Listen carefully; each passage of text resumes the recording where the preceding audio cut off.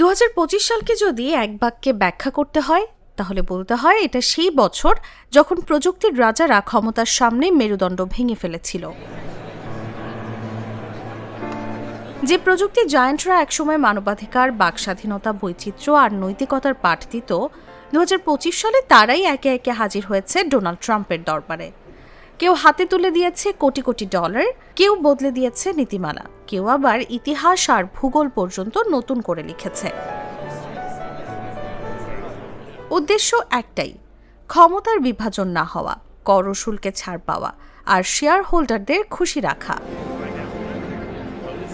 Lobbying মার্কিন রাজনীতিতে নতুন কিছু নয়, কিন্তু 2025 সালে যা হয়েছে তা আর লবিং নয়, এটা ছিল প্রকাশ্য আনুগত্য প্রদর্শনের প্রতিযোগিতা। গুগলের মূল কোম্পানি আলফাবেট ট্রাম্পের DEI কর্মসূচি বাতিলের সঙ্গে সঙ্গে নিজেদের বৈচিত্র্যভিত্তিক নিয়োগ লক্ষ্য ছেঁটে ফেলে। অস্ত্র নজরদারিতে কৃত্রিম বুদ্ধিমত্তার ব্যবহার বৈধ করে নেয় আর নির্বাহী আদেশ মেনে গুগল ম্যাপে বদলে যায় শতাব্দী প্রাচীন নাম গালফ অফ মেক্সিকো হয়ে যায় গালফ অফ আমেরিকা। 6 জানুয়ারির ক্যাপিটাল দাঙ্গা নিয়ে করা মামলার নিষ্পত্তিতে দিতে হয় কোটি কোটি ডলার। অ্যাপেলও পিছিয়ে থাকেনি।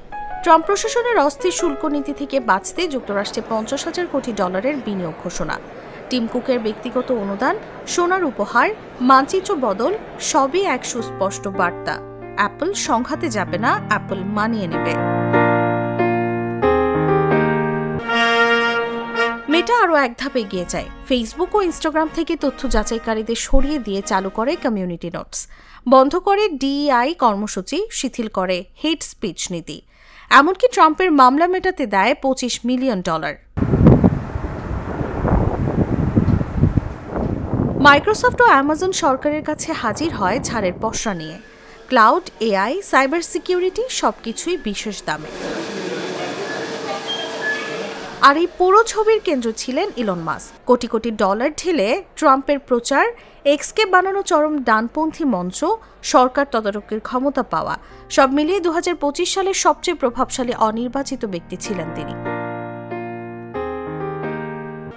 এই বছর আমাদের শিখিয়েছে এক কঠিন সত্য, যখন ক্ষমতা নিরঙ্কুশ হয় তখন প্রযুক্তিও নিরপেক্ষ থাকে না। নীতির বদলে চলে হিসাব, আদর্শের বদলে চলে বিনিয়োগের অঙ্ক। 2025 তাই শুধু একটি বছর নয়, এটি কর্পোরেট নৈতিকতার আত্মসমর্পণের দলিল।